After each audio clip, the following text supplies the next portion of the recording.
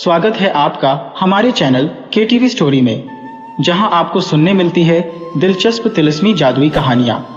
अगर आप चैनल पर नए हैं तो चैनल को सब्सक्राइब करें। कहानी पसंद आए तो वीडियो को लाइक करें। दोस्तों, आपसे निवेदन है कि अगर आपके पास भी ऐसी ही दिलचस्प और मज़ेदार कहानियां हैं तो आप हमें ईमेल के जरिए भेज सकते हैं। ईमेल का लिंक डिस्क्रिप्शन बॉक्स में मिल जाएगा। आप सभी का बहुत बहुत धन्यवाद। तो चलिए शुरू करते हैं आज की कहानी। सिंध प्रांत के प्रीतमपुर नामक नगर में एक बहुत धनी व्यापारी रहता था। उसके पास इतना धन था कि अपने रहने के लिए व्यापारी ने कई महल नुमा घर बना रखे थे। सेठ की सेवा के लिए उसके पास कई नौकर चाकर थे। यदि सेठ को एक महल से दूसरे महल तक जाना होता तो वह घोड़े पर चढ़कर जाता था। सेठ का व्यापार पूरे सिंध प्रांत में फैला हुआ था और इसी कारण से उसे बहुत बार यात्राओं पर जाना पड़ता था। परंतु सेठ इन व्यापारिक यात्राओं पर अकेला ही जाता था, किसी भी नौकर को अपने साथ लेकर नहीं जाता था। इन यात्राओं के दौरान उसे कई बार घने जंगलों से गुजरना पड़ता और सराय में रुकना भी पड़ता। सेठ को किसी भी नौकर पर विश्वास नहीं था, इसीलिए वह अकेला ही यात्रा करता था। इसी तरह सेठ के दिन बीत रहे थे। एक बार की बात है, रात के समय वह सेठ अपने महल के सामने टहल रहा था कि सामने से उसे एक बूढ़ा व्यक्ति आता हुआ दिखाई दिया। बूढ़े के कपड़े बहुत ही पुराने थे, वह सिर पर भार उठाए हुए था। सेठ को देखकर उस आदमी ने अपने सर का भार धरती पर फेंक दिया और प्रणाम करता हुआ बोल, श्रीमान जी, बहुत थक गया हूं, तो यदि आप आज्ञा दें तो यहाँ रात काट लूं। सेठ ने बोला, यह मेरा महल है, कोई धर्मशाला नहीं है। बूढ़ा, मैं केवल आपकी घुड़साल के बाहर ही पड़ा रहूंगा और सुबह होते ही चला जाऊंगा। सेठ, परंतु यहाँ तुम्हारी देखभाल कौन करेगा? मुझे किसी चीज की कोई आवश्यकता नहीं है। हमें क्या मालूम कि तुम कौन हो? एक मनुष्य, हमें रात भर तुम्हारा पहरा देने के लिए लगाना होगा। बूढ़ा, वह क्यों महाराज? सेठ, वह इसलिए कि रात को तुम कोई वस्तु उठाकर भाग न जाओ। इस पर राम राम कहते हुए बूढ़ी ने अपने कानों को हाथ लगाया और सेठ को नमस्कार करते हुए अपने भार को सिर पर उठा लिया और वहां से चला गया। रात अंधेरी थी, आकाश में बादल छा रहे थे, कभी कभी कुछ बूंदाबांदी भी होने लगती थी। आंधी आने का डर था। बूढ़ा बुरी तरह से थक रहा था, उसके हाथ पैर काम रहे थे, चलना कठिन था। परंतु सेठ के इन कटु शब्दों ने उसे ऐसा व्यथित कर दिया कि उसे अब प्रीतमपुर नगर के किसी भी शहरी के पास जाकर विश्राम करने का विचार छोड़ दिया। वर्षा जोरों से आ गई। जिस तरह रात का अंधकार बढ़ता जा रहा था, उसी तरह बूढ़ा भी अपना भार उठाए हुए आगे ही चला जा रहा था। समय बीतता गया। कुछ दिनों बाद वह सेठ अपने मित्रों और सेवकों के साथ शिकार खेलने के लिए जंगल में गया। शिकार खेलते समय उसने अपना घोड़ा एक हिरन के पीछे लगा दिया। बहुत ही यत्न करने के बाद भी वह शिकार उसके हाथ न आया। इस दौड़ धूप में वह अपने साथियों से बढ़ गया। घने जंगल में घुस जाने पर अपने नगर का मार्ग भी भूल गया और घंटे तक जंगल में ही भटकता रहा। इतने में रात हो गई, आंधी चलने लगी, बादल छा गई। कोई भी ऐसा व्यक्ति नहीं था जो उस सेठ की कुछ सहायता करता। बेचारा थक कर चूर चूर हो गया। जब उसे कोई मार्ग ना सजा तो वह एक वृक्ष के नीचे बैठ गया। आंधी इतने जोरों से बढ़ने लगी कि जंगल के वृक्ष टूटकर गिरने लगे। तूफान के कारण अंधेरा बढ़ने लगा, हाथ को हाथ ना दिखाई देता था। प्रकृति के इस प्रकोप से घबराकर घोड़ा अपने बचाव के लिए इधर उधर भागने लगा। घोड़ी का मालिक इतना थका हुआ था कि उसे होश नहीं था। थोड़ी देर बाद आंधी शांत हो गई। थोड़ी थोड़ी वर्षा होने से चारों ओर फैली हुई धूल बैठ चुकी थी। आकाश कुछ कुछ साफ हो गया। सेठ ने देखा कि उसका घोड़ा उससे जुदा हो गया था। वह घोड़ा उसने 20,000 देकर खरीदा था और बहुत ही प्यार से उसे पाला था। अब तो उस सेठ को घर पहुंचने की कोई भी आशा नहीं थी। कहते हैं कि सवेरा होने के आसपास रात का अंधकार बहुत बढ़ जाता है। इसी तरह आशा और सूर्य की किरणों के पहुंचने से पहले निराशा और दुख का अंधेरा भी बहुत अधिक हो जाता है। बहुत अधिक दुखी और निराश हो जाने पर उस सेठ को दूर से एक व्यक्ति आता हुआ दिखाई दिया।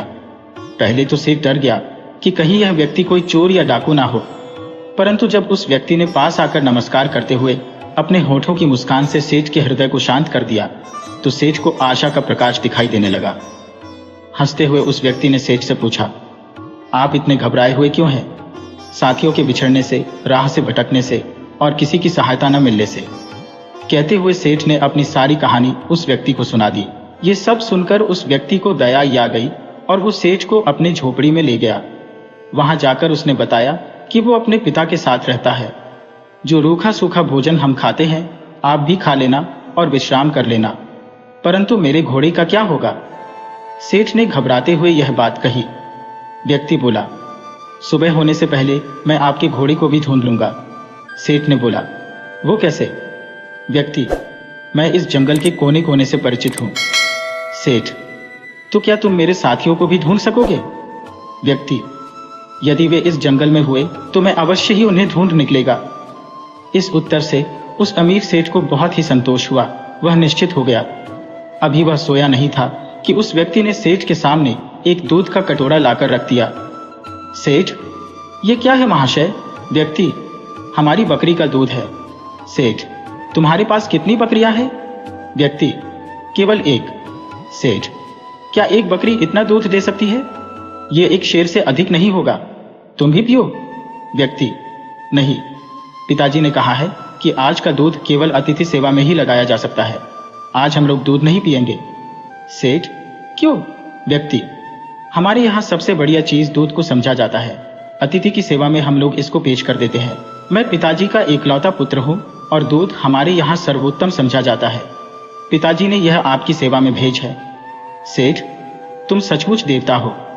व्यक्ति, नहीं सेठ, देवता तो बहुत दूर की चीज है। हम तो पूरी मानवता को भी नहीं अपना सके।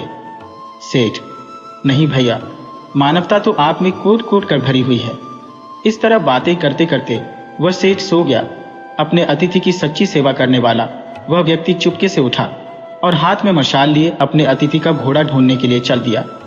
वह सुबह के समय के आसपास वह अपने अतिथि का घोड़ा लेकर अपनी झोपड़ी पर लौट। जब उसकी माता ने देखा कि अतिथि का घोड़ा मिल गया है तो वह उठकर घोड़े के लिए दाना डालने लगी। वह जानती थी कि घोड़ा जंगल से घास कर कर आया होगा, परंतु फिर भी उसने अतिथि के घोड़े की सेवा करना अपना कर्तव्य समझा। घोड़े को यदि दान न मिलता तो शायद अतिथि सेवा अधूरी समझी जाती।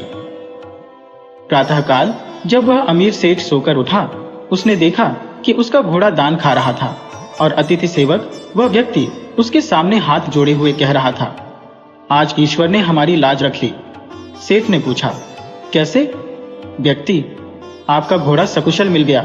यदि वह सामने की ओर निकल गया होता तो शायद बाघ उसे अपना शिकार बना देता। यह सुनकर सेठ ने उसे व्यक्ति को धन्यवाद दिया। इस समय उसे व्यक्ति की वृद्ध माता ने अतिथि के लिए दूध का कटोरा भरकर भेज दिया। दूध पी लेने के बाद सेठ ने घर लौटने की इच्छा प्रकट करते हुए कहा, मैं तुम्हारे पिता से मिलना चाहता हूं।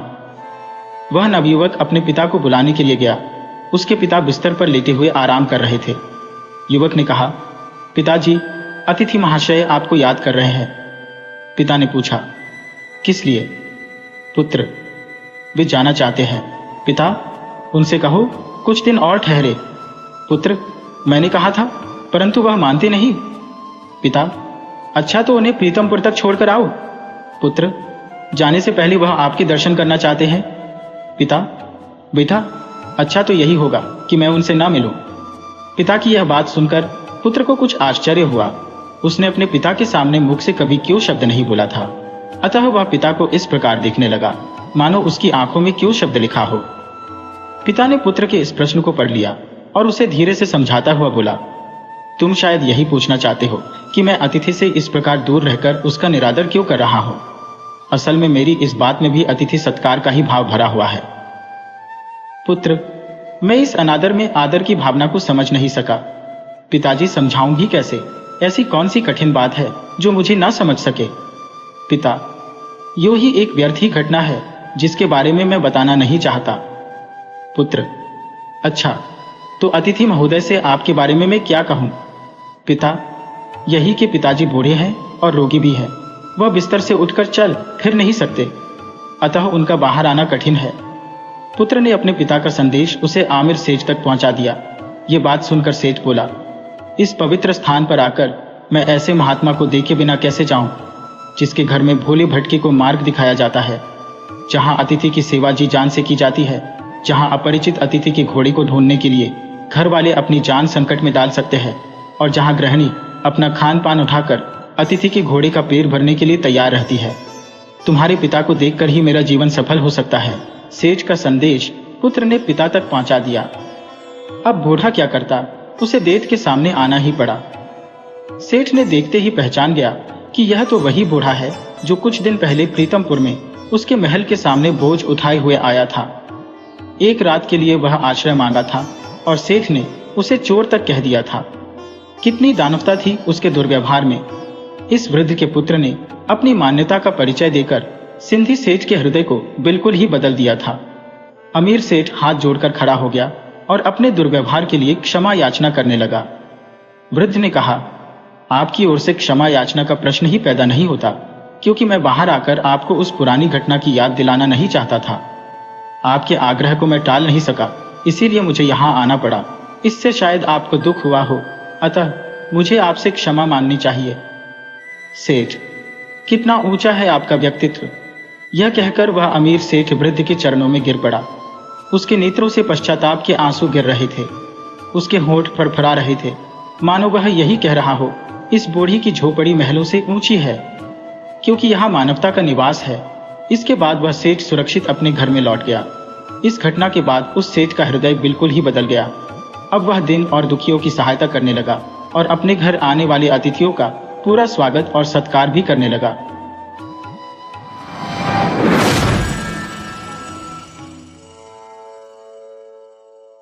पुराने समय में एक बहुत सुंदर राज्य था।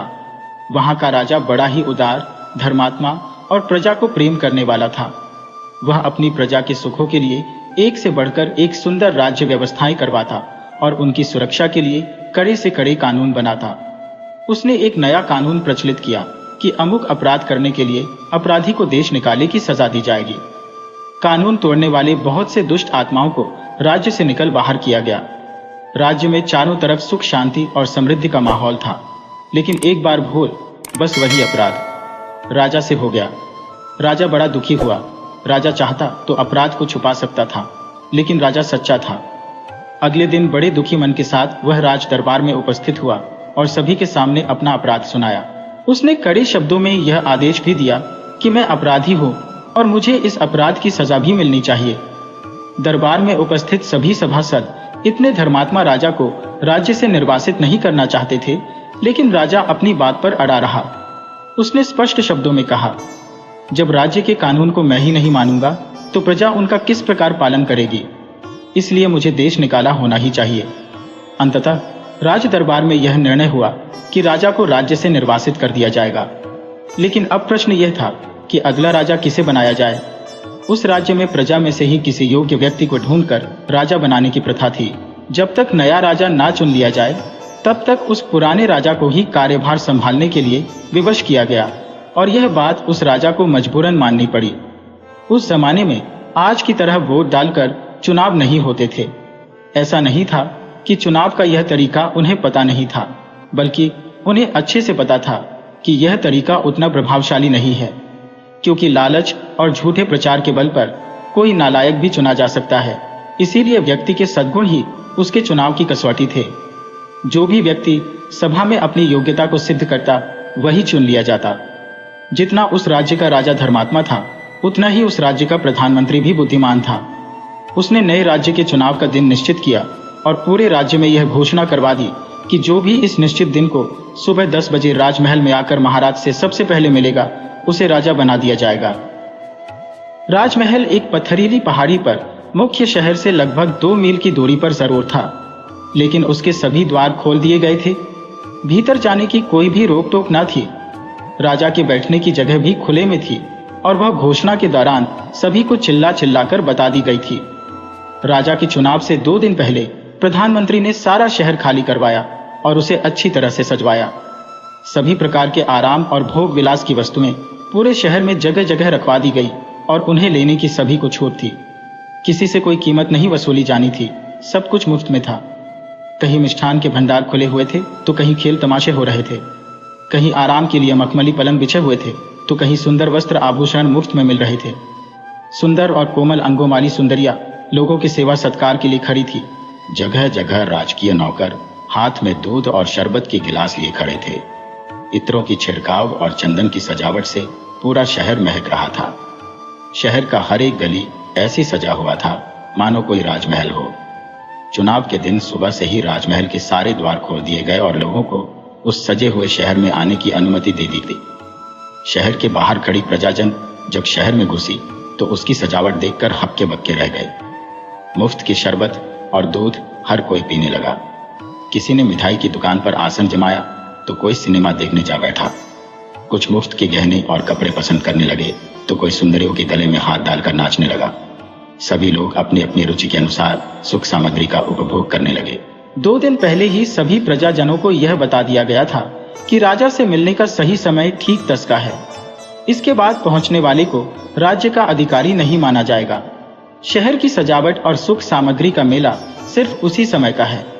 एक नियत समय के बाद इसे हटा दिया जाएगा।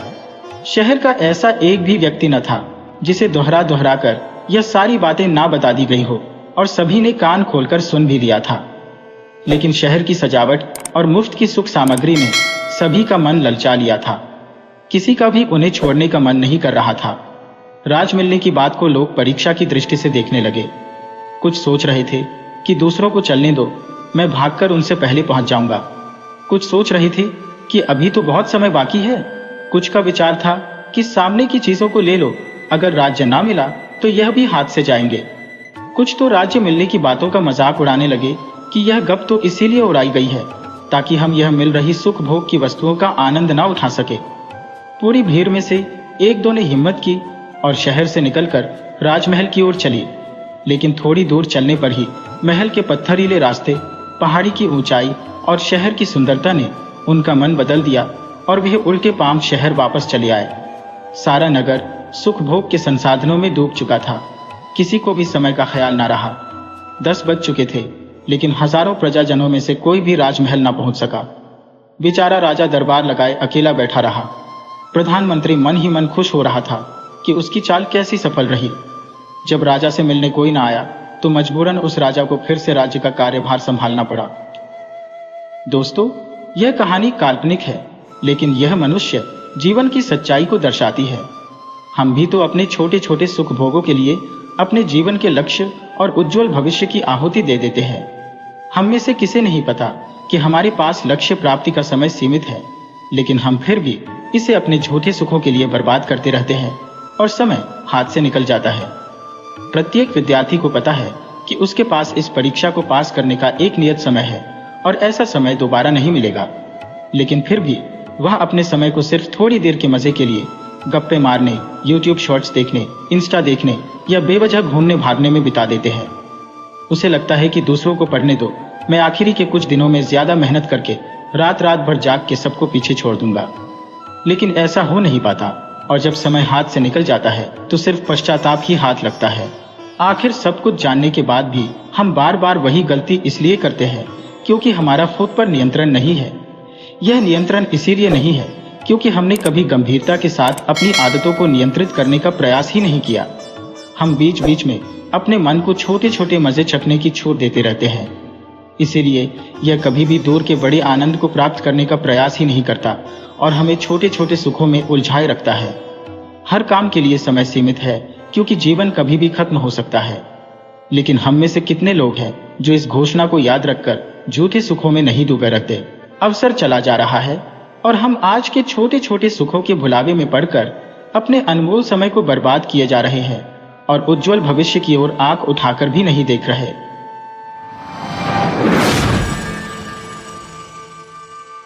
एक नगर में एक बहुत ही अमीर आदमी रहता था। उस आदमी ने अपना सारा जीवन पैसे कमाने में लगा दिया।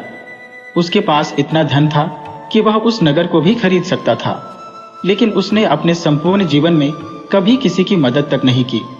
इतना धन होने के बावजूद उसने अपने लिए भी उस धन का उपयोग नहीं किया, न कभी अपनी पसंद के कपड़े, भोजन एवं अन्य इच्छा की पूर्ति तक नहीं की। वह केवल अपने जीवन में पैसे कमाने में व्यस्त रहा। वह इतना व्यस्त एवं मस्त हो गया पैसा कमाने में कि उसे उसके बुढ़ापे का भी पता नहीं चला और जीवन के आखिरी पद पर पहुंच गया। इस तरह उसके जीवन का अंतिम दिन भी नजदीक आ गया और यमराज उसके प्राण लेने धरती पर आए, जिसे देखकर वह आदमी डर गया। यमराज ने कहा, अब तेरी जीवन का अंतिम समय आ गया है और मैं तुझे अपने साथ ले जाने आया हूं। इतना सुनते ही वह आदमी बोला, प्रभु, अभी तक तो मैंने अपना जीवन जिया भी नहीं। मैं तो अभी तक अपने काम में व्यस्त था, अतः मुझे अपनी कमाई हुई धन दौलत का उपयोग करने के लिए समय चाहिए।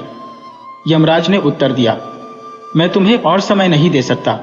तुम्हारे जीवन के दिन समाप्त हो गए हैं और नहीं बढ़ाया जा सकता।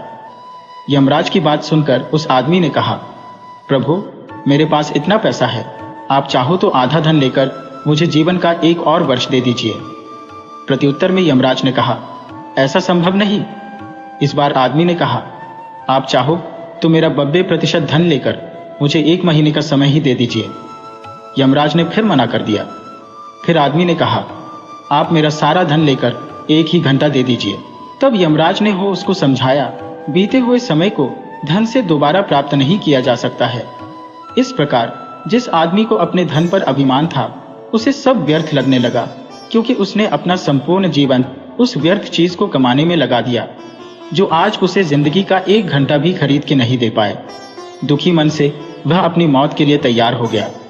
इस कहानी से हमें यही शिक्षा मिलती है दोस्तों।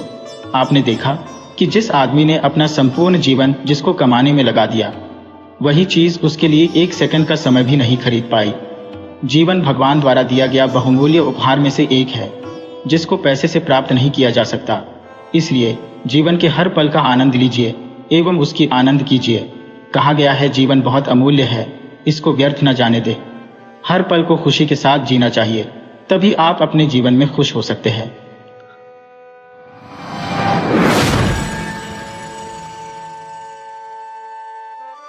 यूरोप में यूनान नाम का एक देश है।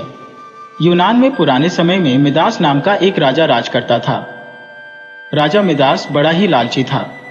उसकी पुत्री को छोड़कर उसे दूसरी कोई वस्तु संसार में प्यारी थी तो बस सोना ही प्यारा था।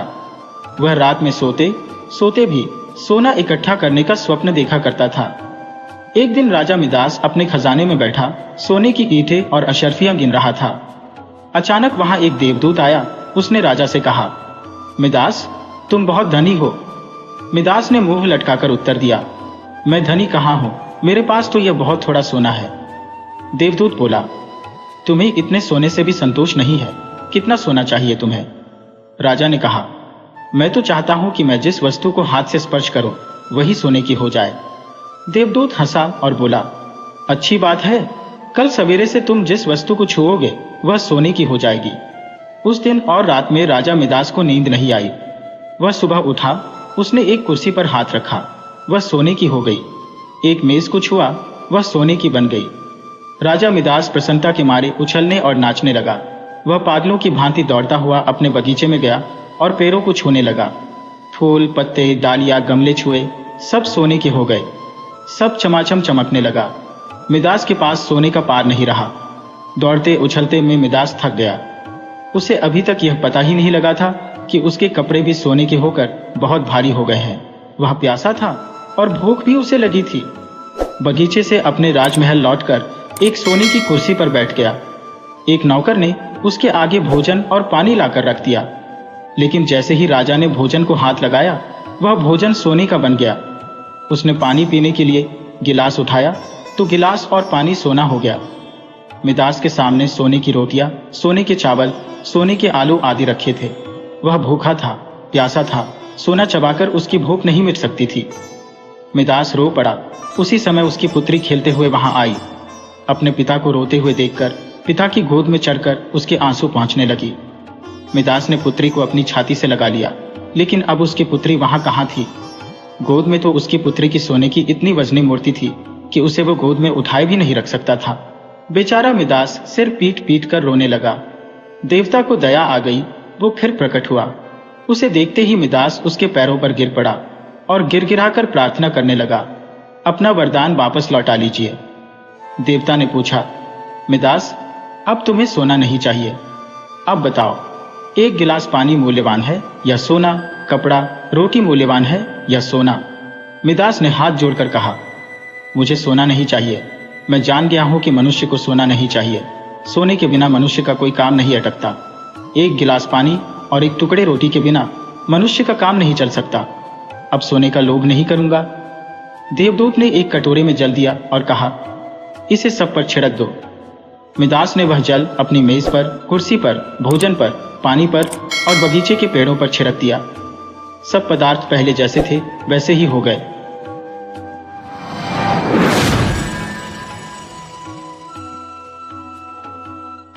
गंगू को लोग ब्राह्मण कहते हैं और वह अपने को ब्राह्मण समझता भी है। मेरे सैयस और खिदमतगार मुझे दूर से सलाम करते हैं। गंगू मुझे कभी सलाम नहीं करता। वह शायद मुझसे पालागन की आशा रखता है।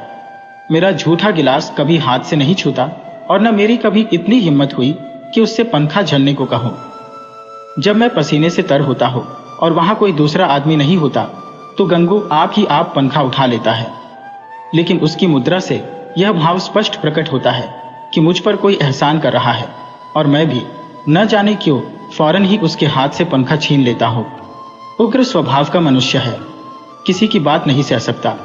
ऐसे बहुत कम आदमी होंगे जिनसे उसकी मित्रता हो, पर सईस और खिदमतगार के साथ बैठना शायद वह अपमानजनक समझता है।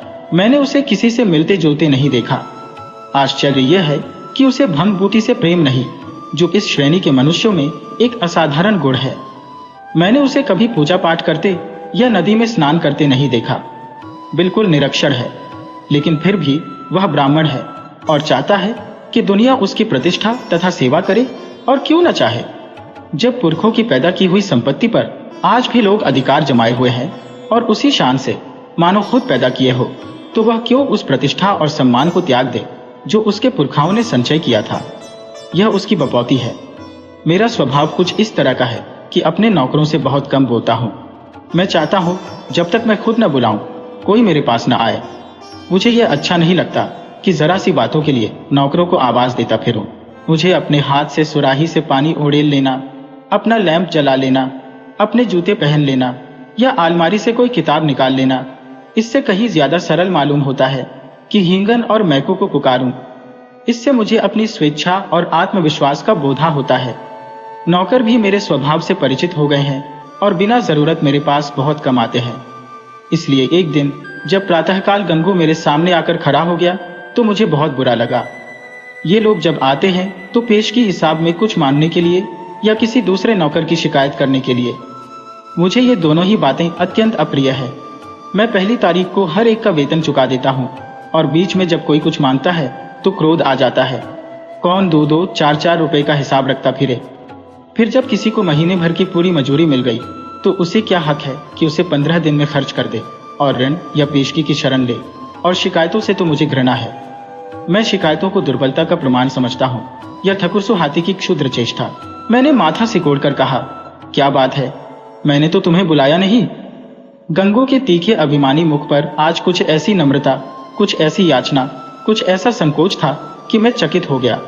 ऐसा जान पड़ा वह कुछ जवाब देना चाहता है मगर शब्द नहीं मिल रही है। मैंने जरा नम्र होकर कहा, आखिर क्या बात है, कहती क्यों नहीं? तुम जानती हो ये मेरे टहलने का समय है, मुझे देर हो रही है। गंगू ने निराशा भरी स्वर में कहा, तो आप हवा खाने जाए, मैं फिर आ जाऊंगा। यह अवस्था और भी चिंताजनक थी। इस जल्दी में तो वह एक क्षण में अपना वृत्तांत कह सुनाएगा। वह जानता है कि मुझे ज्यादा अवकाश नहीं है। दूसरे अवसर पर तो दुष्ट घंटों रोएगा। मेरे कुछ लिखने पढ़ने को तो वह शायद कुछ काम समझता हो, लेकिन विचार को, जो मेरे लिए सबसे कठिन साधना है, वह मेरे विश्राम का समय समझता है। वह उसी वक्त आकर मेरे सिर पर सवार हो जाएगा। मैंने निर्दयता के साथ कहा, क्या कुछ पेशगी मांगने आए हो? मैं पेशगी नहीं देता। जी नहीं सरकार, मैंने तो कभी पेशगी नहीं मांगा। तो क्या किसी की शिकायत करना चाहते हो? मुझे शिकायतों से घृणा है। जी नहीं सरकार, मैंने तो कभी किसी की शिकायत नहीं की। गंगू ने अपना दिल मजबूत किया। उसकी आकृति से स्पष्ट झलक रहा था, मानो वह कोई छलांग मारने के लिए अपनी सारी शक्तियों को एकत्र कर रहा हो, और लड़खड़ाती हुई आवाज में बोला, मुझे आप छुट्टी दे दें, मैं आपकी नौकरी अब न कर सकूंगा। यह इस तरह का पहला प्रस्ताव था जो मेरे कानों में पड़ा। मेरे आत्माभिमान को चोट लगी। मैं जब अपने को मनुष्यता का पुतला समझता हूँ, अपने नौकरों को कभी कटु वचन नहीं कहता, अपने स्वामित्व को यथासाध्य म्यान में रखने की चेष्टा करता हूँ, तब मैं इस प्रस्ताव पर क्यों न विस्मित हो जाता। कठोर स्वर में बोला, क्यों, क्या शिकायत है? आपने तो हुजूर जैसा अच्छा स्वभाव पाया है वैसा क्या कोई पाएगा, लेकिन बात ऐसी आ पड़ी है कि अब मैं आपके यहाँ नहीं रह सकता। ऐसा ना हो कि पीछे से कोई बात हो जाए तो आपकी बदनामी हो। मैं नहीं चाहता कि मेरी वजह से आपकी आबरू में बट्टा लगे। मेरे दिल में उलझन पैदा हुई, जिज्ञासा की अग्नि प्रचंड हो गई। आत्मसमर्पण के भाव से बरामदे में पड़ी हुई कुर्सी पर बैठकर बोला, तुम तो पहेलियां बुझवा रहे हो, साफ साफ क्यों नहीं कहते, क्या मामला है? गंगू ने बड़ी नम्रता से कहा, बात यह है कि वह स्त्री जो अभी विधवा आश्रम से निकाल दी गई है, वह गोमती देवी। वह चुप हो गया। मैंने अधीर होकर कहा, हाँ, निकाल दी गई है तो फिर तुम्हारी नौकरी से उससे क्या संबंध? गंगू ने जैसे अपने सिर का भारी बोझ जमीन पर पटक दिया। मैं उससे ब्याह करना चाहता हूं बाबूजी। मैं विस्मय से उसका मुंह ताकने लगा। यह पुराने विचारों का पोंगा ब्राह्मण, जिसे नई सभ्यता की हवा तक न लगी, उस कुल्लटा से विवाह करने जा रहा है, जिसे कोई भला आदमी अपने घर में कदम भी न रखने देगा। गोमती ने मोहल्ले के शांत वातावरण में थोड़ी सी हलचल पैदा कर दी। कई साल पहले वह विधवाश्रम में आई थी। 3 बार आश्रम के कर्मचारियों ने उसका विवाह करा दिया था, पर हर बार वह महीने 15 दिन के बाद भाग आई थी। यहां तक कि आश्रम के मंत्री ने अब की बार उसे आश्रम से निकाल दिया था। तब से वह इसी मोहल्ले में एक कोठरी लेकर रहती थी और सारे मोहल्ले के शोहदों के लिए मनोरंजन का केंद्र बनी हुई थी। मुझे गंगू की सरलता पर क्रोध भी आया और दया भी। इस गधों को सारी दुनिया में कोई स्त्री ही न मिलती थी जो इससे ब्याह करने जा रहा है। जब वह 3 बार पतियों के पास से भाग आई तो इसके पास कितने दिन रहेगी? कोई गांठ का पूरा आदमी होता तो एक बात भी थी, शायद साल 6 महीने टिक जाती। यह तो निपट आंख का अंधा है, 1 सप्ताह भी तो निवाह ना होगा। मैंने चेतावनी के भाव से पूछा, तुम्हें इस स्त्री की जीवन कथा मालूम है? गंगू ने आंखों देखी बात की तरह कहा, सब झूठ है सरकार, लोगों ने हक नाहक उसको बदनाम कर दिया है। क्या कहते हो, वह 3 बार अपने पतियों के पास से नहीं भाग आई? उन लोगों ने उसे निकाल दिया तो क्या करती? कैसे बुद्धू आदमी हो, कोई इतनी दूर से आकर विवाह करके ले जाता है, हजारों रुपए खर्च करता है, इसीलिए कि औरत को निकाल दे? गंगू ने भावुकता से कहा, जहां प्रेम नहीं है हुजूर, वहां कोई स्त्री नहीं रह सकती।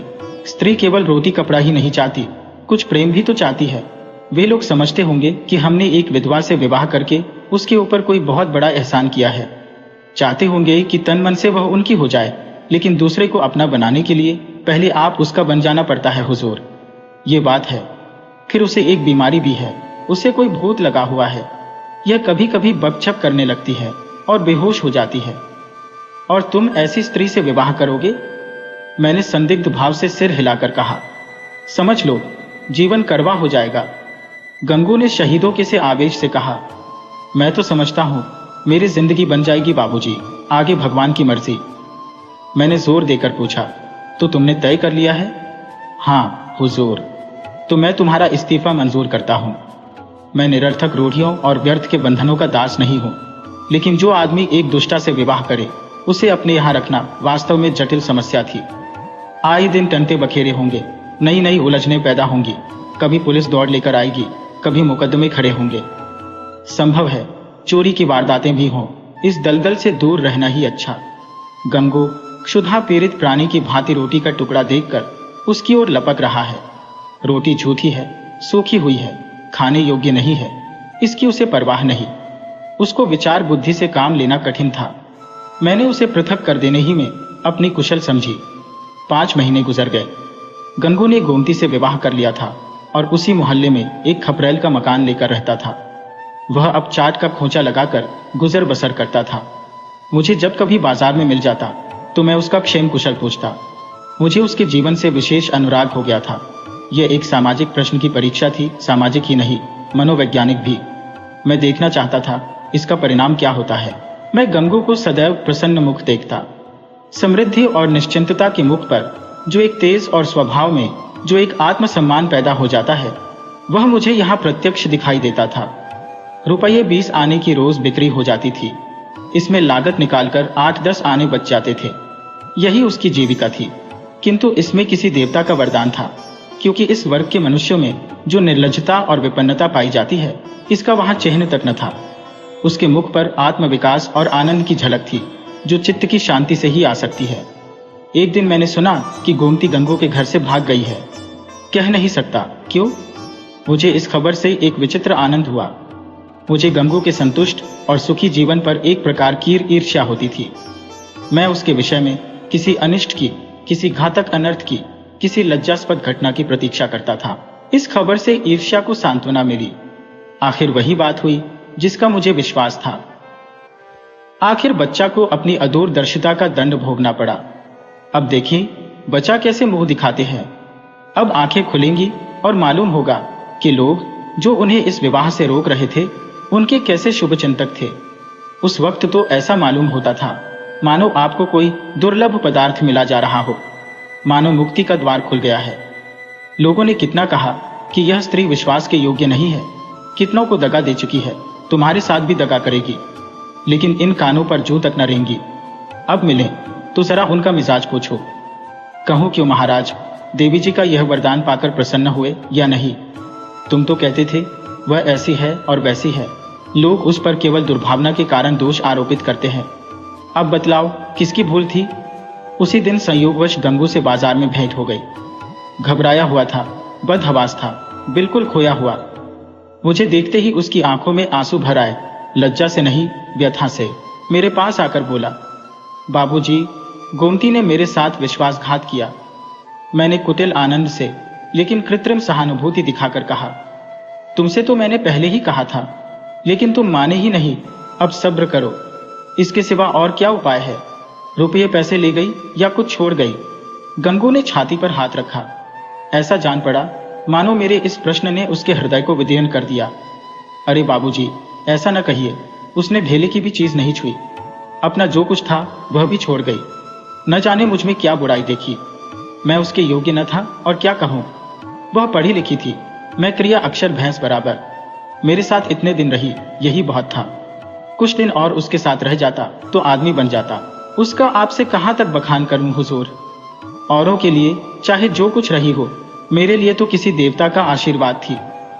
न जाने मुझसे क्या ऐसी खता हो गई, मगर कसम ले लीजिए जो उसके मुख पर मैल तक आया हो। मेरी औकात ही क्या है बाबूजी, 10-12 आने का मजूर हो, पर इसी में उसके हाथों इतनी बरकत थी कि कभी कमी नहीं पड़ी। मुझे इन शब्दों से घोर निराशा हुई। मैंने समझा था वह उसकी बेवफाई की कथा कहेगा और मैं उसकी अंधभक्ति पर कुछ सहानुभूति प्रकट करूंगा, मगर उस मूर्ख की आंखें अब तक नहीं खुली। अब भी उसी का मंत्र पड़ रहा है। अवश्य ही इसका चित्त कुछ अव्यवस्थित है। मैंने कुटिल परिहास आरंभ किया, तो तुम्हारे घर से कुछ नहीं ले गई? कुछ भी नहीं बाबूजी, ढेले की भी चीज नहीं। और तुमसे प्रेम भी बहुत करती थी। अब आपसे क्या कहूं बाबूजी, वह प्रेम तो मरते दम तक याद रहेगा। फिर भी तुम्हें छोड़कर चली गई, यही तो आश्चर्य है बाबूजी। त्रिया चरित्र का नाम कभी सुना है? अरे बाबूजी, ऐसा न कहिए। मेरी गर्दन पर कोई छुरी रख दे तो भी मैं उसका यश ही गाऊंगा। तो फिर ढूंढ निकालो। हाँ मालिक, जब तक उसे ढूंढ न लाऊंगा मुझे चैन न आएगा। मुझे इतना मालूम हो जाए कि वह कहाँ है, फिर तो मैं उसे ले ही आऊंगा। और बाबूजी, मेरा दिल कहता है कि वह आएगी जरूर। देख लीजिएगा, वह मुझसे रूठ कर नहीं गई, लेकिन दिल नहीं मानता। जाता हूं, महीने 2 महीने जंगल, पहाड़ की धूल छानूंगा। जीता रहा तो फिर आपके दर्शन करूंगा। यह कहकर वह उन्माद की दशा में एक तरफ चल दिया। इसके बाद मुझे एक जरूरत से नैनीताल जाना पड़ा, सैर करने के लिए नहीं। 1 महीने के बाद लौटा और अभी कपड़े भी ना उतारने पाया था कि देखता हूं गंगू एक नवजात शिशु को गोद में लिए खड़ा है। शायद कृष्ण को पाकर नंद भी इतने पुलकित न हुए होंगे। मालूम होता था उसके रोम रोम से आनंद फूटा पड़ता है। चेहरे और आंखों से कृतज्ञता और श्रद्धा के राग से निकल रहे थे। कुछ वही भाव था जो किसी क्षुधा पीड़ित भिक्षुक के चेहरे पर भरपेट भोजन करने के बाद नजर आता है। मैंने पूछा, कहो महाराज, गोमती देवी का कुछ पता लगा? तुम तो बाहर गए थे। गंगू ने आपे में न समाते हुए जवाब दिया, हाँ बाबूजी, आपके आशीर्वाद से ढूंढ लाया। लखनऊ के जनाने अस्पताल में मिली। यहाँ एक सहेली से कह गई थी कि अगर वह बहुत घबराए तो बतला देना। मैं सुनते ही लखनऊ भागा और उसे घसीट लाया। घाते में यह बच्चा भी मिल गया। उसने बच्चे को उठाकर मेरी तरफ बढ़ाया, मानो कोई खिलाड़ी तमगा पाकर दिखा रहा हो। मैंने उपहास के भाव से पूछा, अच्छा, ये लड़का भी मिल गया? शायद इसीलिए वह यहां से भागी थी। है तो तुम्हारा ही लड़का? मेरा काहे को है बाबूजी, आपका है, भगवान का है। तो लखनऊ में पैदा हुआ? हाँ बाबूजी, अभी तो कुल 1 महीने का है। तुम्हारे ब्याह हुए कितने दिन हुए? यह 7वां महीना जा रहा है। तो शादी के 6ठे महीने पैदा हुआ। और क्या बाबूजी, फिर भी तुम्हारा लड़का है? हाँ जी। कैसी बेसिर पैर की बात कर रहे हो? मालूम नहीं, वह मेरा आशय समझ रहा था या बन रहा था। उसी निष्कपट भाव से बोला, मरते मरते बची, बाबूजी नया जन्म हुआ। 3 दिन 3 रात छटपटाती रही, कुछ न पूछिए। मैंने अब जरा व्यंग्य भाव से कहा, लेकिन 6 महीने में लड़का होते आज ही सुना। ये चोट निशाने पर जा बैठी। मुस्कुराकर बोला, अच्छा वह बात, मुझे तो उसका ध्यान भी नहीं आया। इसी भय से तो गोमती भागी थी। मैंने कहा, गोमती, अगर तुम्हारा मन मुझसे नहीं मिलता तो तुम मुझे छोड़ दो। मैं अभी चला जाऊंगा और फिर कभी तुम्हारे पास ना आऊंगा। तुमको जब कुछ काम पड़े तो मुझे लिखना, मैं भरसक तुम्हारी मदद करूंगा। मुझे तुमसे कुछ मलाल नहीं है। मेरी आंखों में तुम अब भी उतनी ही भली हो। अब भी मैं तुम्हें उतना ही चाहता हूं। नहीं, अब मैं तुम्हें और ज्यादा चाहता हूं। लेकिन अगर तुम्हारा मन मुझसे फिर नहीं गया है तो मेरे साथ चलो। गंगो जीते जी तुमसे बेवफाई नहीं करेगा। मैंने तुमसे इसलिए विवाह नहीं किया कि तुम देवी हो, बल्कि इसलिए कि मैं तुम्हें चाहता था और सोचता था कि तुम भी मुझे चाहती हो। ये बच्चा मेरा बच्चा है, मेरा अपना बच्चा है। मैंने एक बोया हुआ खेत लिया तो क्या उसकी फसल को इसलिए छोड़ दूंगा कि उसे किसी दूसरे ने बोया था? यह कहकर उसने जोर से ठट्ठा मारा। मैं कपड़े उतारना भूल गया। कह नहीं सकता क्यों मेरी आंखें सजल हो गईं। न जाने वह कौन सी शक्ति थी जिसने मेरी मनोगत घृणा को दबाकर मेरे हाथों को बढ़ा दिया। मैंने उस निष्कलंक बालक को गोद में ले लिया और इतने प्यार से उसका चुंबन लिया कि शायद अपने बच्चों का भी न लिया होगा। गंगू बोला, बाबूजी, आप बड़े सज्जन हैं। मैं गोमती से बार बार आपका बखान किया करता हूँ। कहता हूँ चल एक बार उनके दर्शन करा, लेकिन मारी लाज के आती ही नहीं। मैं और सज्जन, अपनी सज्जनता का पर्दा आज मेरी आंखों से हटा। मैंने भक्ति से डूबे हुए स्वर में कहा, नहीं जी, मेरे जैसे कलुषित मनुष्य के पास वह क्या आएगी। चलो मैं उनके दर्शन करने चलता हूँ। तुम मुझे सज्जन समझते हो। मैं ऊपर से सज्जन हूँ पर दिल का कमीना हूँ। असली सज्जनता तुम में है और यह बालक वह फूल है जिससे तुम्हारी सज्जनता की महक निकल रही है। मैं बच्चे को छाती से लगाए हुए गंगू के साथ चला।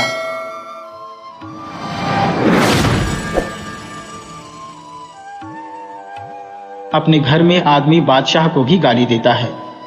एक दिन मैं अपने 2-3 मित्रों के साथ बैठा हुआ एक राष्ट्रीय संस्था के व्यक्तियों की आलोचना कर रहा था।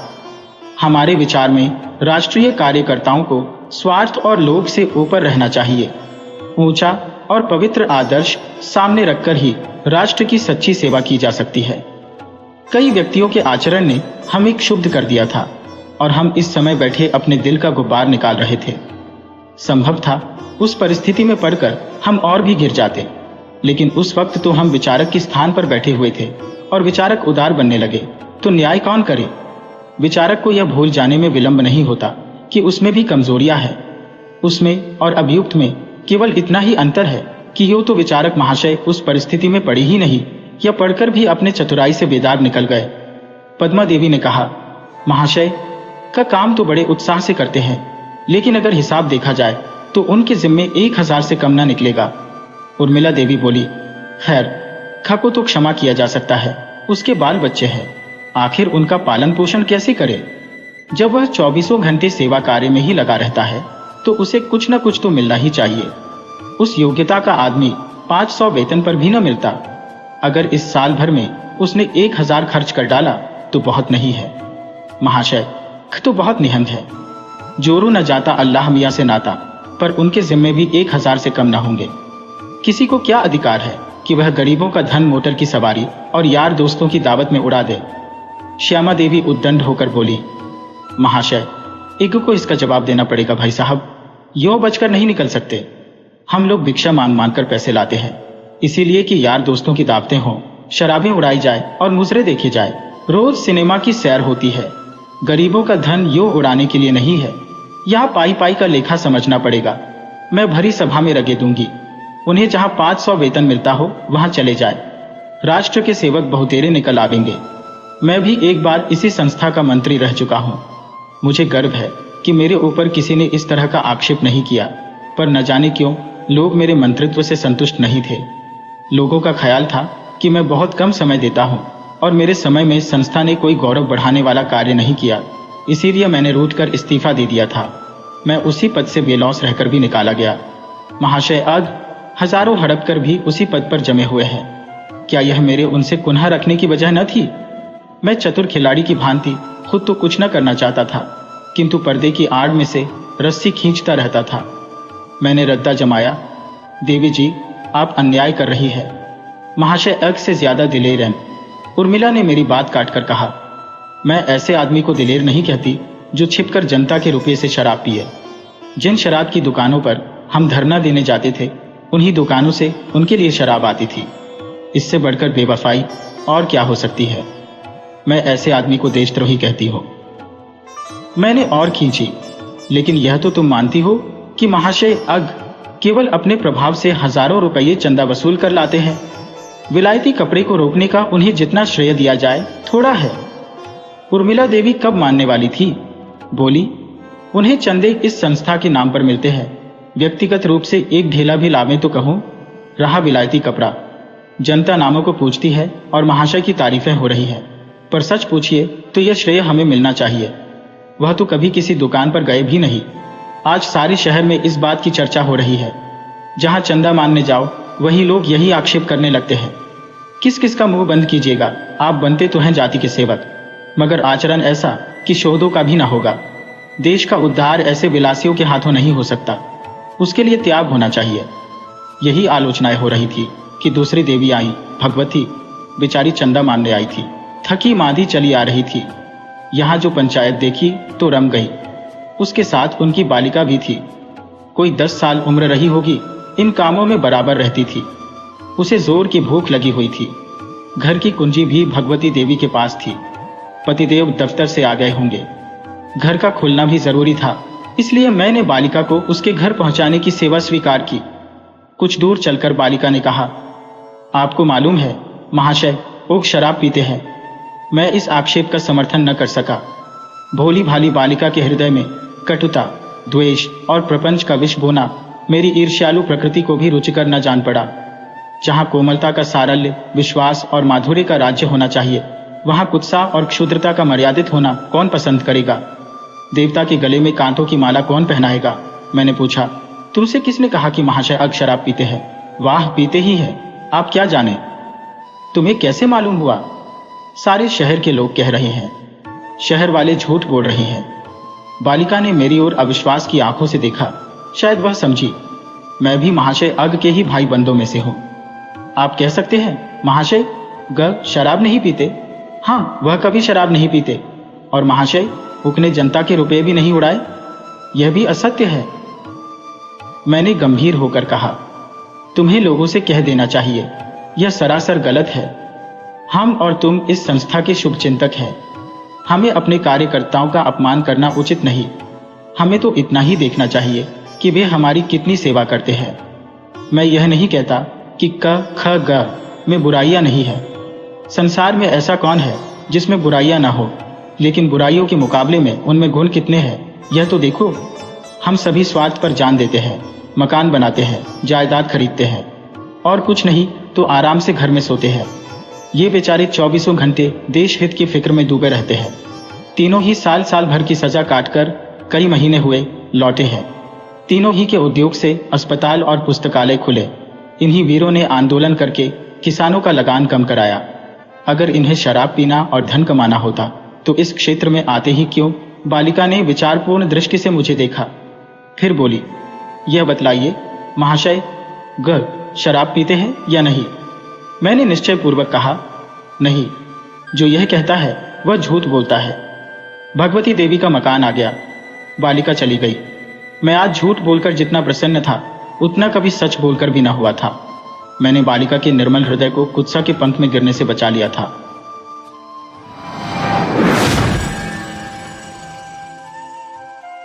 प्रातः काल स्नान पूजा से निपट, तिलक लगा, पीतांबर पहन, खड़ाऊ पांव में दाल, बगल में पथरा दबा, हाथ में मोटा सा शत्रु मस्तक भंजन ले एक जजमान के घर चला।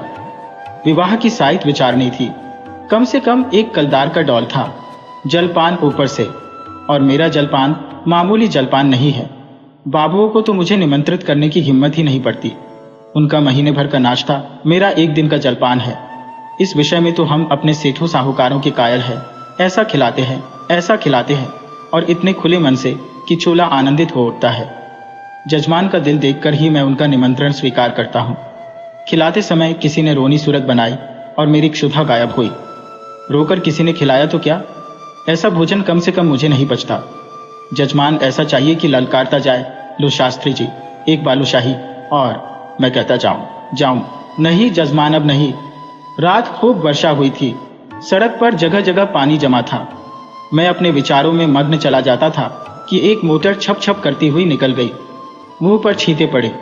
जो देखता हूं तो धोती पर मानो किसी ने कीचड़ घोलकर डाल दिया हो। कपड़े भ्रष्ट हुए वह अलग, देह भ्रष्ट हुई वह अलग, आर्थिक क्षति जो हुई वह अलग। अगर मोटर वालों को पकड़ पाता तो ऐसी मरम्मत करता कि वे भी याद करते। मन महसूस कर रह गया। इस वेश में जजमान के घर तो जा नहीं सकता था, अपना घर भी मील भर से कम न था। फिर आने जाने वाले सब मेरी ओर देख देख कर तालियां बजा रहे थे। ऐसी दुर्गति मेरी कभी नहीं हुई थी। अब क्या करोगे मन? घर जाओगे तो पंडिताइन क्या कहेंगी? मैंने छटपट अपने कर्तव्य का निश्चय कर लिया। इधर उधर से 10-12 पत्थर के टुकड़े बटोर लिए और दूसरी मोटर की राह देखने लगा। ब्रह्म तेज सिर पर चढ़ बैठा। अब भी 10 मिनट भी न गुजरे होंगे कि एक मोटर आती हुई दिखाई दी। ओहो, वही मोटर थी। शायद स्वामी को स्टेशन से लेकर लौट रही थी। जो ही समीप आई मैंने एक पत्थर चलाया, भरपूर जोर लगाकर चलाया। साहब की टोपी उड़कर सड़क के उस बाजू पर गिरी। मोटर की चाल धीमी हुई। मैंने दूसरा फेर किया। खिड़की के शीशे चूर चूर हो गए और एक टुकड़ा साहब बहादुर के गाल में भी लगा। खून बहने लगा। मोटर रुकी और साहब उतरकर मेरी तरफ आए और घूसा तान कर बोले, सुअर, हम तुमको पुलिस में देगा। इतना सुनना था कि मैंने पोथी पत्रा जमीन पर फेंका और साहब की कमर पकड़कर अड़ंगी लगाई तो कीचड़ में भद से गिरे। मैंने चट सवारी गांधी और गर्दन पर एक 25 रद्दे ताबड़तोड़ जमाए कि साहब चौंधिया गए। इतने में उनकी पत्नी जी उतर आई। ऊंची एड़ी का जूता, रेशमी साड़ी, गालों पर पाउडर, ओठों पर रंग, भैनवों पर स्याही मुझे छाते से गोदने लगी। मैंने साहब को छोड़ दिया और डंडा संभालता हुआ बोला, देवी जी आप मर्दों के बीच में न पड़े, कहीं चोट चपेट आ जाए तो मुझे दुख होगा। साहब ने अवसर पाया तो संभल कर उठे और अपने बूटदार पैरों से मुझे एक ठोकर जमाई। मेरे घुटने में बड़ी चोट लगी। मैंने बौखलाकर डंडा उठा लिया और साहब के पांव में जमा दिया। वह कटे पेड़ की तरह गिरे। मेम साहब छतरी तानकर दौड़ी। मैंने धीरे से उनकी छतरी छीनकर फेंक दी। ड्राइवर अभी तक बैठा था, अब वह भी उतरा और छड़ी लेकर मुझ पर पिल पड़ा।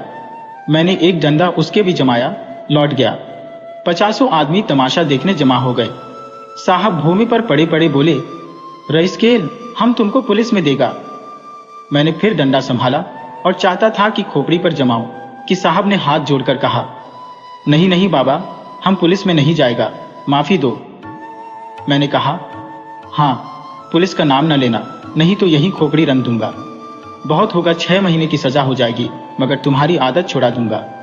मोटर चलाते हो तो छींटे उड़ाते चलते हो, मारे घमंड के अंधे हो जाते हो। सामने या बगल में कौन जा रहा है इसका कुछ ध्यान ही नहीं रखते।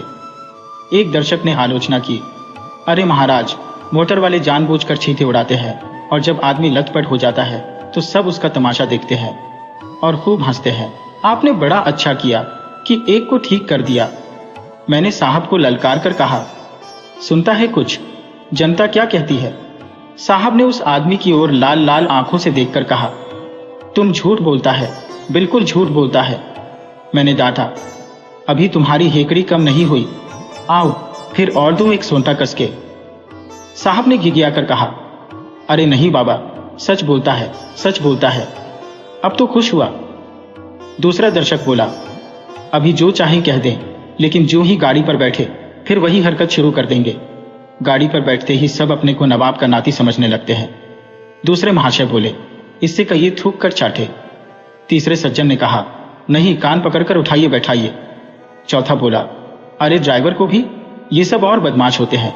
मालदार आदमी घमंड करे तो एक बात है, तुम किस बात पर अकड़ते हो? चक्कर हाथ में लिया और आंखों पर पर्दा पड़ा। मैंने यह प्रस्ताव स्वीकार किया।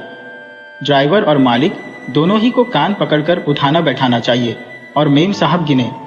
सुनो मेम साहब, तुमको गिनना होगा, पूरी 100 बैठकें, एक भी कम नहीं, ज्यादा जितनी चाहे हो जाए। 2 आदमियों ने साहब का हाथ पकड़कर उठाया, 2 ने ड्राइवर महोदय का। ड्राइवर बेचारे की टांग में चोट थी, फिर भी वह बैठकें लगाने लगा। साहब की अकड़ अभी काफी थी। आप लेट गए और उल जलूल बकने लगे। मैं उस समय रुद्र बना हुआ था। दिल में ठान लिया था कि इससे बिना 100 बैठकें लगवाए न छोड़ूंगा। 4 आदमियों को हुक्म दिया कि गाड़ी को धकेलकर सड़क के नीचे गिरा दो। हुक्म की देर थी। 4 की जगह 50 आदमी लिपट गए और गाड़ी को ढकेलने लगे। वह सड़क बहुत ऊंची थी, दोनों तरफ की जमीन नीची। गाड़ी नीचे गिरती और टूट टाट कर ढेर हो जाती। गाड़ी सड़क के किनारे तक पहुंच चुकी थी कि साहब कांप कर उठ खड़े हुए और बोले, बाबा, गाड़ी को मत तोड़ो, हम उठे बैठेगा। मैंने आदमियों को अलग हट जाने का हुक्म दिया, मगर सबों को एक दिल लगी मिल गई थी। किसी ने मेरी ओर ध्यान न दिया, लेकिन जब मैं डंडा लेकर उनकी ओर दौड़ा तब सब गाड़ी छोड़कर भागे और साहब ने आंखें बंद करके बैठकें लगानी शुरू की। मैंने 10 बैठकों के बाद मेम साहब से पूछा, कितनी बैठकें हुई? मेम साहब ने रोब से जवाब दिया, हम नहीं गिनता। तो इस तरह साहब दिन भर कांपते रहेंगे और मैं न छोड़ूंगा। अगर उनको कुशल से घर ले जाना चाहती हो तो बैठकें गिन दो, मैं उनको रिहा कर दूंगा। साहब ने देखा कि बिना दंड भोगे जान न बचेगी तो बैठकें लगाने लगे। 1, 2, 3, 4, 5। सहसा एक दूसरी मोटर आती दिखाई दी। साहब ने देखा और नाक रगड़कर बोले, पंडित जी, आप मेरा बाप है, मुझ पर दया करो, अब हम कभी मोटर पर न बैठेगा। मुझे भी दया आ गया। बोला, नहीं, मोटर पर बैठने से मैं नहीं रोकता। इतना ही कहता हूं कि मोटर पर बैठकर भी आदमियों को आदमी समझो। दूसरी गाड़ी तेज चली आती थी। मैंने इशारा किया। सब आदमियों ने 2-2 पत्थर उठा लिए। उस गाड़ी का मालिक स्वयं ड्राइव कर रहा था। गाड़ी धीमी करके धीरे से सड़क जाना चाहता था कि मैंने बढ़कर उसके दोनों कान पकड़े और खूब जोर से हिलाकर और दोनों गालों पर एक एक पड़ाका देकर बोला, गाड़ी से छींटा ना उड़ाया करो, समझे? चुपके से चले जाओ। ये महोदय बकझक तो करते रहे, मगर 100 आदमियों को पत्थर लिए खड़ा देखा तो बिना कान पूछ डुलाई चलते हुए। उनके जाने के 1 ही मिनट बाद दूसरी गाड़ी आई। मैंने 50 आदमियों को राह रोक लेने का हुक्म दिया। गाड़ी रुक गई। मैंने उन्हें भी 4 पड़ाके देकर विदा किया, मगर यह बेचारे भले आदमी थे, मजे से छांटे खाकर चलते हुए। सहसा एक आदमी ने कहा, पुलिस आ रही है, और सबके सब हुर्र हो गए। मैं भी सड़क के नीचे उतर गया और एक गली में घुसकर गायब हो गया।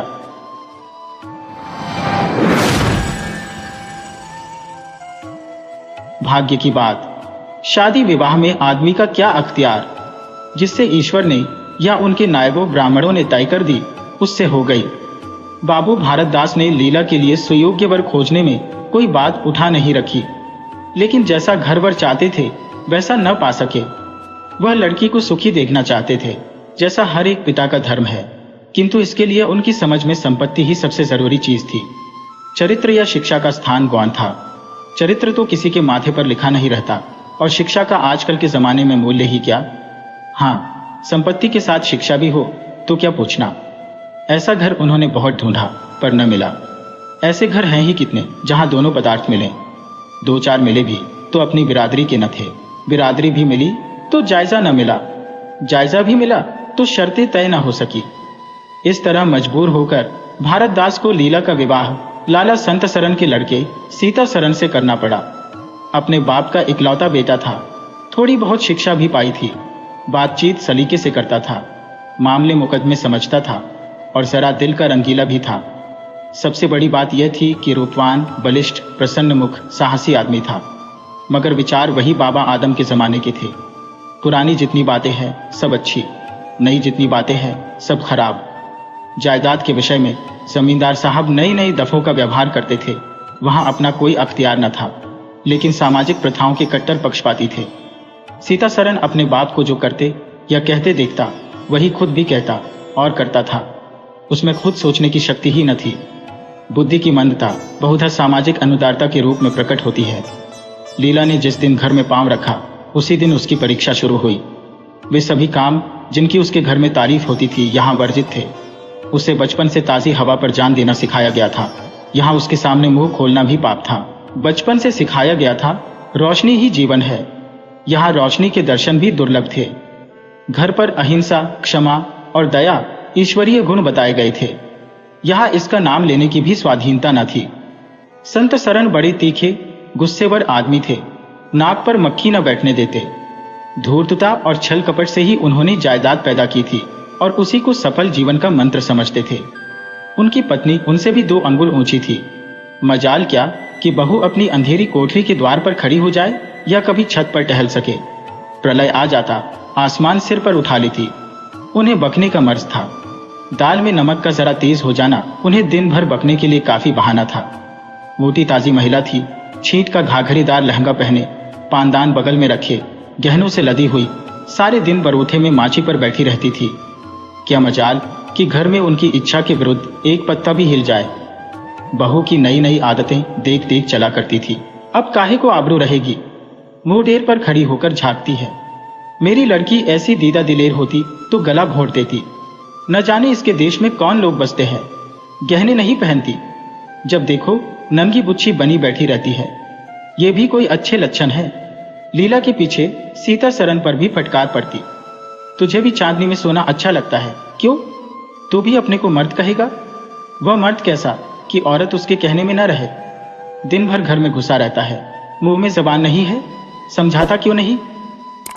सीता सरन कहता, अम्मा जब कोई मेरे समझाने से माने तब तो। माँ माने कि क्यों नहीं? तू मर्द है कि नहीं? मर्द वह चाहिए कि कड़ी निगाह से देखे तो औरत कांप उठे। सीता सरन, तुम तो समझाती ही रहती हो। माँ मेरी उसे क्या परवाह। समझती होगी बुढ़िया 4 दिन में मर जाएगी, तब मैं मालकिन हो ही जाऊंगी। सीता सरन, तो मैं भी तो उसकी बातों का जवाब नहीं दे पाता। देखती नहीं हो कितनी दुर्बल हो गई है। वह रंग ही नहीं रहा। उस कोठरी में पड़े पड़े उसकी दशा बिगड़ती जाती है। बेटे के मुंह से ऐसी बातें सुन माता आग हो जाती और सारे दिन जलती। कभी भाग्य को कोसती, कभी समय को। सीता सरन माता के सामने तो ऐसी बातें करता, लेकिन लीला के सामने जाते ही उसकी मति बदल जाती थी। वह वही बातें करता जो लीला को अच्छी लगती। यहाँ तक कि दोनों वृद्धा की हंसी उड़ाते। लीला को इसमें और कोई सुख न था। वह सारे दिन कुड़ती रहती। कभी चूल्हे के सामने न बैठी थी, पर यहाँ पसेरियों आटा थोपना पड़ता। मजदूरों और टहलुओं के लिए भी रोटियां पकानी पड़ती। कभी कभी वह चूल्हे के सामने बैठी घंटों रोती। ये बात न थी कि यह लोग कोई महाराज रसोईया न रख सकते हो, पर घर की पुरानी प्रथा यही थी कि बहू खाना पकाए और उस प्रथा को निभाना जरूरी था। सीता सरन को देखकर लीला का संतप्त हृदय एक क्षण के लिए शांत हो जाता। गर्मी के दिन थे और संध्या का समय। बाहर हवा चलती, भीतर देह फूकती थी। लीला कोठरी में बैठी एक किताब देख रही थी कि सीता सरन ने आकर कहा, यहाँ तो बड़ी गर्मी है, बाहर बैठो। लीला, ये गर्मी उन तानों से अच्छी है जो अभी सुनने पड़ेंगे। सीता सरन, आज अगर बोली तो मैं भी बिगड़ जाऊंगा। लीला, तब तो मेरा घर में रहना भी मुश्किल हो जाएगा। सीता सरन, बला से अलग ही रहेंगे।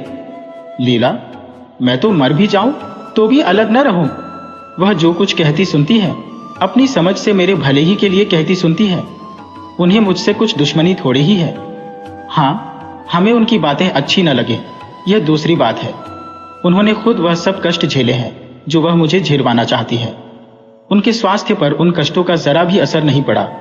वह इस 86 वर्ष की उम्र में मुझसे कहीं चाहती है, फिर उन्हें कैसे मालूम हो कि इन कष्टों से स्वास्थ्य बिगड़ सकता है।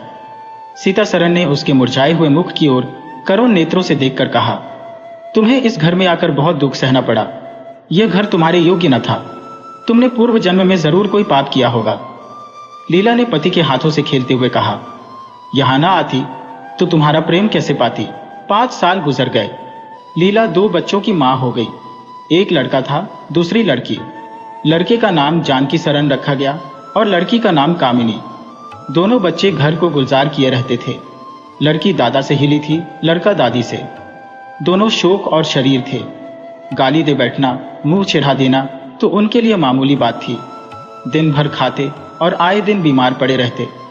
लीला ने खुद सभी कष्ट सह लिए थे, पर बच्चों में बुरी आदतों का पड़ना उसे बहुत बुरा मालूम होता था, किंतु उसकी कौन सुनता था।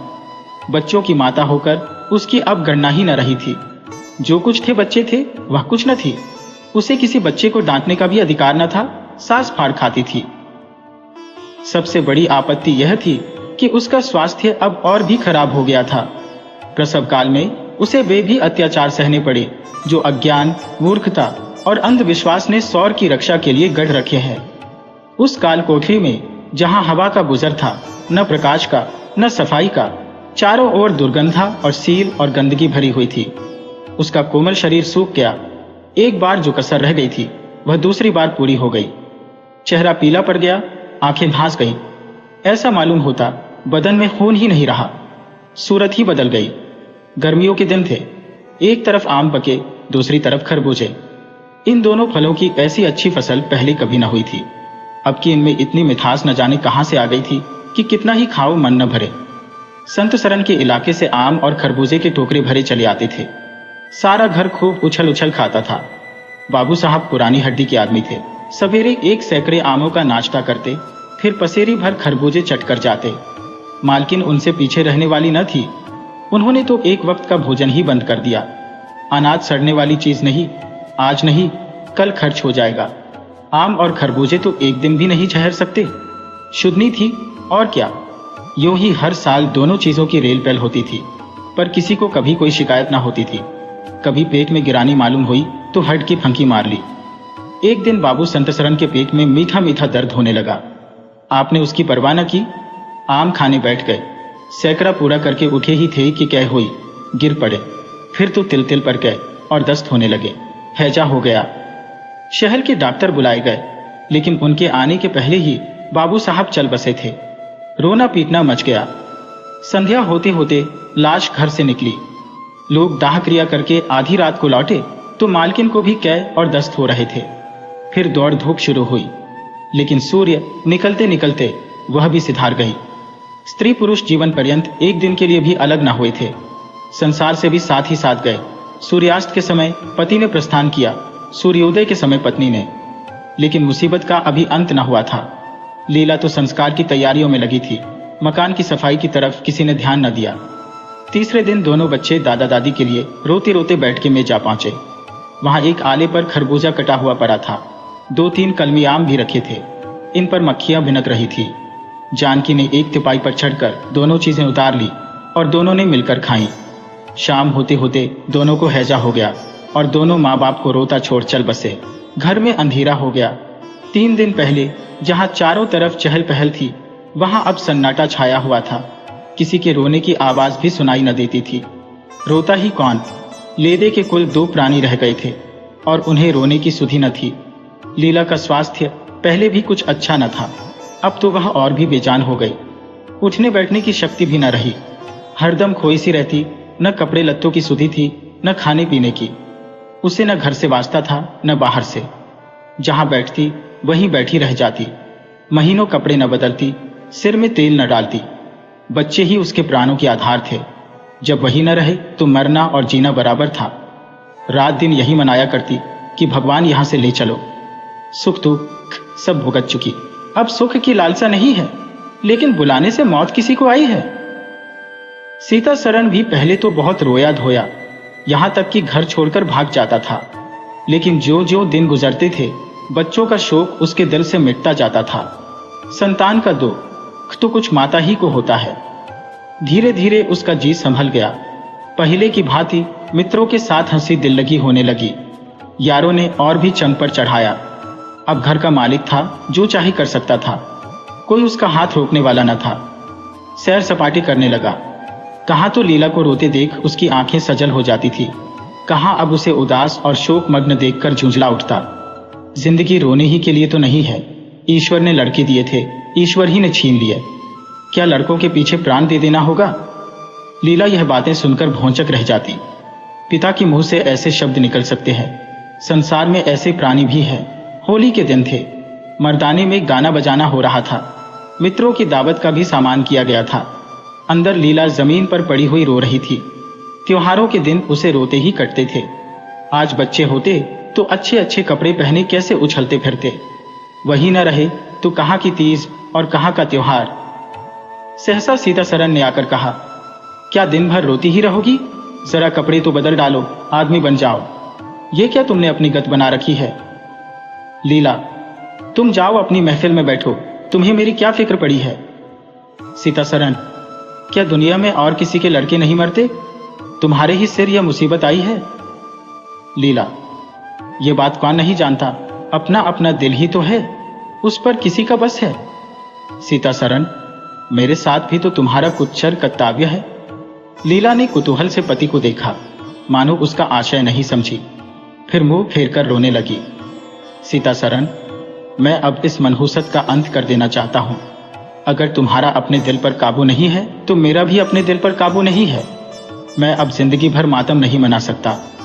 लीला, तुम राग रंग मनाते हो, मैं तुम्हें मना तो नहीं करती। मैं रोती हूं तो क्यों रोने नहीं देते। सीता सरन, मेरा घर रोने के लिए नहीं है। लीला, अच्छी बात है, तुम्हारे घर में न रहूंगी। लीला ने देखा मेरे स्वामी मेरे हाथों से निकले जा रहे हैं, उन पर विषय का भूत सवार हो गया है और कोई समझाने वाला नहीं, वह अपने होश में नहीं है। मैं क्या करूं? अगर मैं चली जाती हूं तो थोड़े ही दिनों में सारा घर मिट्टी में मिल जाएगा और इनका वही हाल होगा जो स्वार्थी मित्रों के चंगुल में फंसे हुए नौजवान रईसों का होता है। कोई कुल्लटा घर में आ जाएगी और इनका सर्वनाश कर देगी। ईश्वर, मैं क्या करूं? अगर इन्हें कोई बीमारी हो जाती तो क्या मैं उस दशा में इन्हें छोड़कर चली जाती? कभी नहीं। मैं तन मन से इनकी सेवा शुश्रूषा करती, ईश्वर से प्रार्थना करती, देवताओं की मनौतियां करती। माना इन्हें शारीरिक रोग नहीं है, लेकिन मानसिक रोग अवश्य है। आदमी रोने की जगह हंसे और हंसने की जगह रोए, उसके दीवाना होने में क्या संदेह है। मेरे चले जाने से इनका सर्वनाश हो जाएगा, इन्हें बचाना मेरा धर्म है। हाँ, मुझे अपना शोक भूल जाना होगा। रोऊंगी, रोना तो तकदीर में लिखा ही है। रोऊंगी, लेकिन हंस हंस कर अपने भाग्य से लड़ूंगी। जो जाते रहे उनके नाम को रोने के सिवा और कर ही क्या सकती हो, लेकिन जो है उसे न जाने दूंगी। ऐ टूटे हुए हृदय, आज तेरे टुकड़ों को जमा करके एक समाधि बनाऊं और अपने शोक को उसके हवाले कर दूं। ओ रोने वाली आंखें, आओ मेरे आंसुओं को अपनी विहसित छटा में छिपा लो। आओ मेरे आभूषणों, मैंने बहुत दिनों तक तुम्हारा अपमान किया, मेरा अपराध क्षमा करो। तुम मेरे भले दिनों के साथी हो, तुमने मेरे साथ बहुत विहार किए हैं। अब इस संकट में मेरा साथ दो, मगर दगा न करना, मेरे भेदों को छिपाए रखना। लीला सारी रात बैठी अपने मन से यही बातें करती रही। उधर मर्दाने में धमा चौकड़ी मची हुई थी। सीता सरन नशे में चूर कभी गाता था, कभी तालियां बजाता था। उसके मित्र लोग भी उसी रंग में रंगे हुए थे। मालूम होता था इनके लिए भोग विलास के सिवा और कोई काम नहीं है। पिछले पहर को महफिल में सन्नाटा हो गया, हुहा की आवाजें बंद हो गईं। लीला ने सोचा, क्या लोग कहीं चले गए या सो गए? एकाएक सन्नाटा क्यों छा गया? जाकर दहलीज में खड़ी हो गई और बैठक में झांक कर देखा, सारी देह में एक ज्वाला सी दौड़ गई। मित्र लोग विदा हो गए थे, समाजियों का पता न था। केवल एक रमणी मसनद पर लेटी हुई थी और सीता सरन उसके सामने झुका हुआ उससे बहुत धीरे धीरे बातें कर रहा था। दोनों के चेहरों और आंखों से उनके मन के भाव साफ झलक रहे थे। एक की आंखों में अनुराग था, दूसरी की आंखों में कटाक्ष। एक भोला भाला हृदय एक मायाविनी रमणी के हाथों लुटा जाता था। लीला की संपत्ति को उसकी आंखों के सामने एक छलनी चुराए लिए जाती थी। लीला को ऐसा क्रोध आया कि इसी समय चलकर इस कुलटा को आड़े हाथों लो, ऐसा दुत्कारूं कि वह भी याद करे, खड़े खड़े निकाल दो।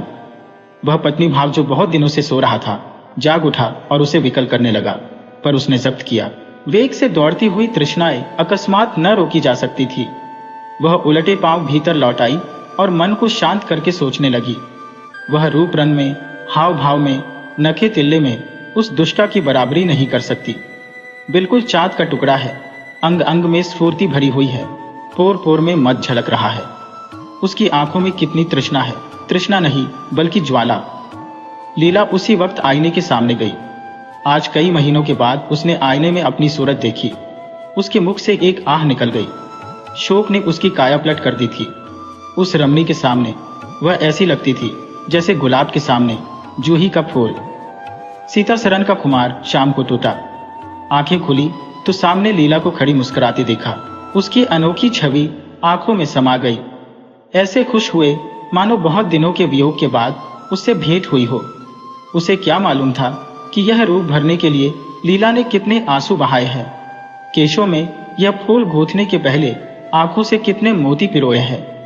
उन्होंने एक नवीन प्रेमोत्साह से उठकर उसे गले लगा लिया और मुस्कुराकर बोले, आज तो तुमने बड़े बड़े शस्त्र सजा रखे हैं, कहाँ भागूं? लीला ने अपने हृदय की ओर उंगली दिखाकर कहा, यहाँ आ बैठो, बहुत भागे फिरते हो, अब तुम्हें बांध कर रखूंगी।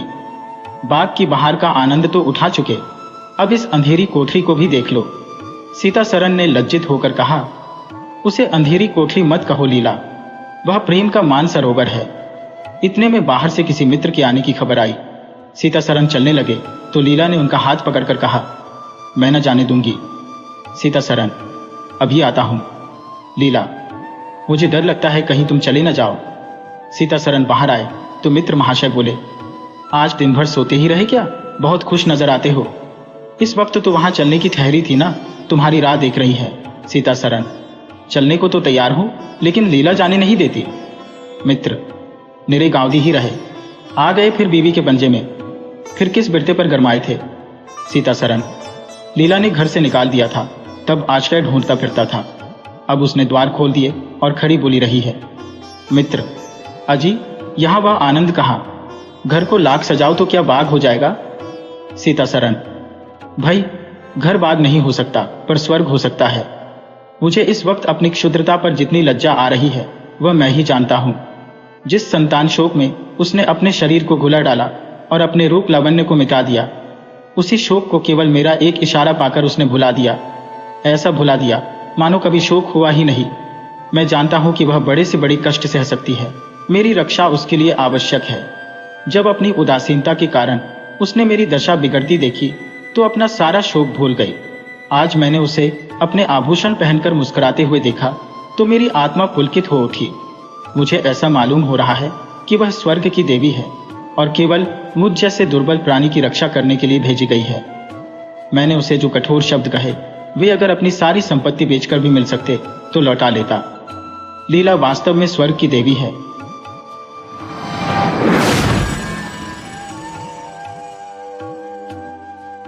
वीडियो अच्छी लगी हो तो इसे लाइक करें और ऐसी ही मज़ेदार कहानियों के लिए चैनल को सब्सक्राइब करें और बेल आइकन दबाएं। ज़्यादा से ज़्यादा अपने दोस्तों को शेयर करें। धन्यवाद।